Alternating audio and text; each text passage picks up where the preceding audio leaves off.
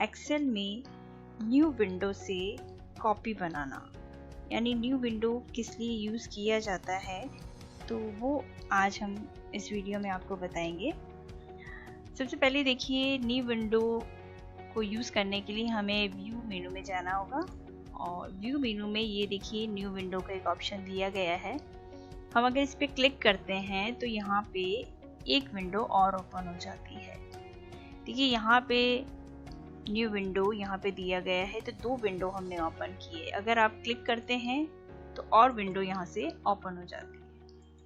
देखिए एक साथ कई सारी विंडो यहाँ पे हम बना सकते हैं, यानी सेम डेटा सेम वर्कबुक आपकी उसकी डुप्लीकेट कॉपी यानी उसकी कॉपी बनती रहती है। इसका मतलब ये नहीं कि हमारे पास कई सारी फाइल्स बन रही है, एक ही फाइल की कई सारी कॉपीज बन रही है।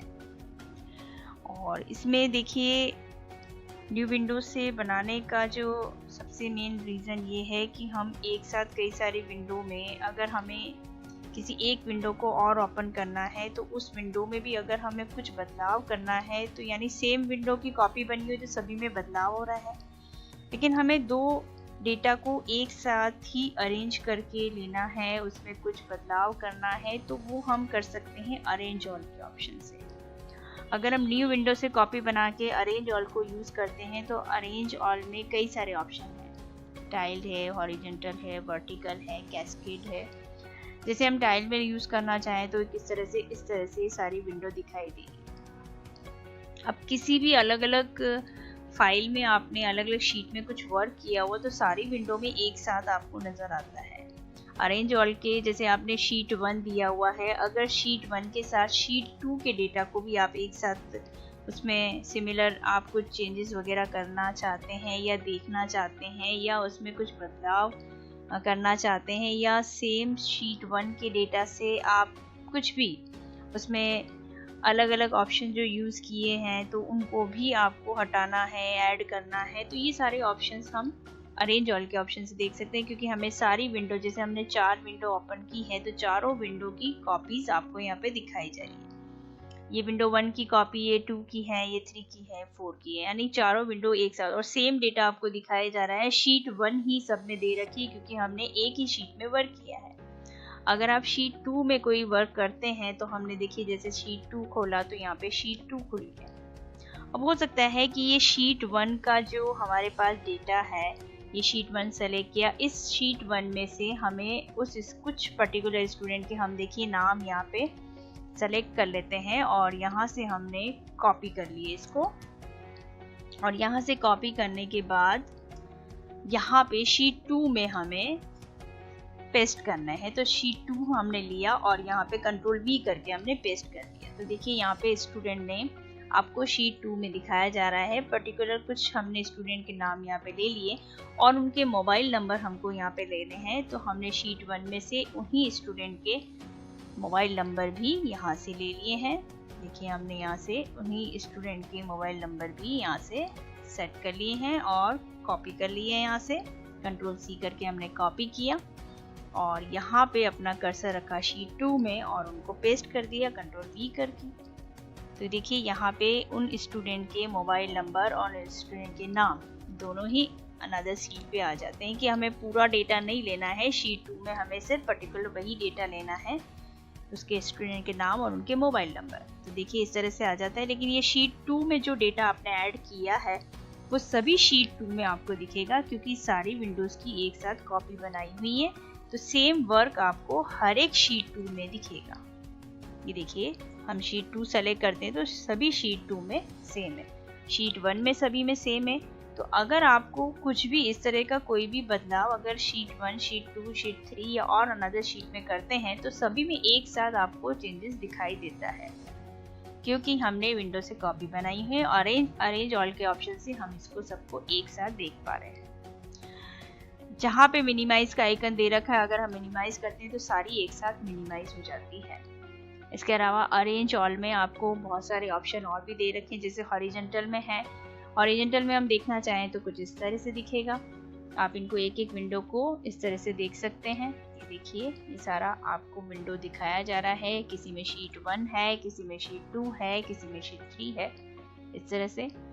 इसके अलावा वर्टिकल में देखें तो वर्टिकल में कुछ इस तरह से दिखेगा। ये अलग अलग शीट में आपको अलग अलग तरह का जो डेटा ऐड किया है वो सारा विंडो की कॉपी बनाने से सभी शीट में एक साथ एक जैसा दिखाया जा रहा है। इस तरह से किसी में हम किसी शीट में पर्टिकुलर शीट में हम खाली एड्रेस सेट करना चाहते हैं तो खाली एड्रेस आ जाएगा, बाकी सारा डेटा इसमें दिखाई देगा इस तरह से। इसके अलावा अरेंज ऑल में एक ऑप्शन और दे रखा है कैस्केड। कैस्केड वाला ऑप्शन लेंगे हम तो ये कैस्केड में कुछ इस तरह से एक विंडो से ऊपर इस तरह से दिखाई जा रही है सारी विंडो, ठीक है। और एक ऑप्शन इसमें अरेंज ऑल में और दे रखा है Windows of the active workbook. जो एक्टिव है वो हमें सबसे पहले लेनी है स्टार्टिंग में, तो हम वो ही लेंगे। ये एक्टिव है। देखिए हम यहाँ पे जिस भी विंडो को आप एक्टिव रखते हैं वो ये वाला ऑप्शन यूज करेंगे तो वो एक्टिव यानी सबसे ऊपर वही आ जाती है। तो ये अरेंज ऑल के ऑप्शन से हैं और इसको मिनिमाइज करने से सारी मिनिमाइज हो जाती है। उसके बाद स्प्लिट करना। देखिए कई बार क्या होता है, जैसे हमारे पास शीट 1 पे बहुत सारा डेटा है और किन्हीं दो का कंपैरेटिवली आप मार्क्स देखना चाहते हैं या हम ये चेक करना चाहते हैं कि उनकी डेट ऑफ बर्थ, इस स्टूडेंट की डेट ऑफ बर्थ यानी यहाँ से हमने जो डेटा फीड किया है वो कोई ज्वाइनिंग डेट है, उस ज्वाइनिंग डेट से और कौन कौन से स्टूडेंट जुड़े हैं, या फिर हमें किसी मार्क्स को हाईलाइट करना हो कि इसके मार्क्स उस स्टूडेंट के मार्क्स से बराबर है या नहीं है, कुछ भी ऐसा अगर हम स्प्लिट को यूज़ करते हैं तो देखिए कहाँ से हम स्प्लिट और कैसे यूज़ कर सकते हैं देखते हैं। जैसे हमने कर्सर यहाँ रखा और हमने स्प्लिट को यूज़ किया तो देखिए यहाँ पे आपको उसको दो पार्ट में आपको दिखाया जा रहा है। ऐसा नहीं है कि वो अलग अलग हो गया है, अलग अलग नहीं है, वही है, लेकिन जहाँ आप कर्सर रखते हैं वहाँ से वो डेटा को मूव कर पाएगा। अब हमारा नीचे वाला डेटा है वो फिक्स हो जाता है, लेकिन ऊपर वाला डेटा आप मूव कर सकते हैं। किसी भी एक डेटा के साथ, किसी भी एक रो या कॉलम के साथ हमें दूसरा डेटा चेक करना हो या चेंज करना हो तो हम सिमिलर उसको एक साथ देख के उसमें चेंजेस कर सकते हैं। अब हमारा ऊपर वाला डेटा जैसे हमें यहाँ पे हमें हेडिंग बेस पे रखना है, ये हमने हेडिंग बेस पे रख दिया। अब इसके अकॉर्डिंग हमें नीचे वाले डेटा को चेक करना है या कुछ भी बदलाव करना है तो आप देखिए नीचे हमने कर्सर रखा तो नीचे वाला पूरा डेटा जो है वो मूव हो रहा है, ऊपर वाला फिक्स हो गया है।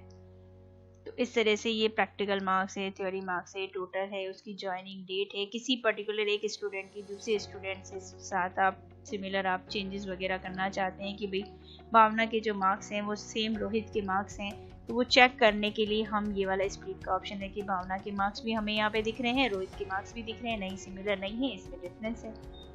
तो इस तरीके से हम कुछ भी चेंजेस करना, कुछ भी चेक करना, तो ये सारी चीज़ें हम कर सकते हैं स्प्लिट के ऑप्शन से। पार्टीशन कर दिया जाता है, एक ही शीट को दो पार्ट में डिवाइड कर दिया जाता है ताकि आप अपना डेटा पूरा एक साथ देख सकते हैं। जब बहुत लार्ज स्केल में आपके पास डेटा है तो बहुत सारे डेटा में से सेलेक्टेड डेटा को भी अगर आप देखना चाहें तो एक ही शीट पे, यानी हमें एक तो 1 वाला सेल देखना है या 1 वाली रो देखनी है और उसके साथ साथ हमें 1000 वाली रो पे भी कुछ जो है वो सेम है, लेकिन वो हम एक साथ कैसे देखें तो उसके लिए स्प्लिट को यूज़ किया जा सकता है। स्प्लिट को वापस हटाने के लिए स्प्लिट पे क्लिक करेंगे तो स्प्लिट हाइड हो जाता है। उसके बाद हाइड का ऑप्शन है। हमने विंडोज़ की जितनी भी कॉपी बनाई हुई हैं अगर आप उनको हाइड करना चाहते हैं तो हम उसको हाइड कर सकते हैं कि भाई बहुत सारी कॉपीज़ आपके पास नीचे टास्क बार में है तो हम उसको हाइड भी कर सकते हैं। देखिए यहाँ पे हमारे पास जितनी भी विंडोज़ की कॉपी बनाई हुई थी सारी हाइड हो चुकी है। इन केस वापस आप उसको अनहाइड करना चाहते हैं, एक को करना चाहते हैं, सारी करना चाहते हैं, दो करना चाहते हैं तो अनहाइड के ऑप्शन से अनहाइड किया। यहाँ पे चारों विंडो आपको एक साथ दिखाई जा रही है। किसी एक पर्टिकुलर विंडो को ही अनहाइड करना है, जैसे हमने विंडो 3 को अनहाइड किया तो ये विंडो 3 ओपन हो गई। उसमें हमने शीट 3 सेट किया तो शीट 3 दिख रहा है। और अगेन आप और भी कई करना चाहते हैं तो विंडो 4 को किया, ये विंडो 4 अनहाइड हो गई। जितनी आप हाइड करके वापस अनहाइड करते हैं तो स्विच विंडो का एक ऑप्शन दिया गया है। स्विच विंडो से एक विंडो से दूसरे विंडो में मूव करने के लिए यूज आता है, तो वो विंडो आपको यहाँ पे शो करी। अभी आप सिर्फ इन दो में मूव कर पाएंगे, या तो शीट विंडो 4 में या फिर विंडो 3 में। अगर विंडो 3 में वापस जाना चाहते हैं तो यहाँ पे हमने स्विच विंडो किया तो हम विंडो 3 में आ गए। इसी तरह से अनहाइड करने के लिए 2 विंडो और है, तो हम यहाँ से और भी विंडो अनहाइड कर सकते हैं। हमने सारी विंडो जो है वो अनहाइड कर दी। अब वो सारी विंडो आपको स्विच विंडो में दिख रही है, यानी एक विंडो से दूसरी विंडो में मूव करने के लिए हमने विंडो 4 किया, यहाँ पे देखो विंडो 4 आ गया, विंडो 3 किया, विंडो 3 में चले गए, विंडो 1 किया। तो इस तरह से हम एक विंडो से दूसरे विंडो में मूव कर सकते हैं। एक ऑप्शन यहाँ पे दे रखा है व्यू साइड बाय साइड। इसका ऑप्शन ये है कि जिस विंडो को आप एक ही अरेंज एक साथ लेना चाहते हैं तो हम वो ले सकते हैं। ये देखिए एक ही साथ दोनों विंडो आपको यहाँ पे दिख रही है।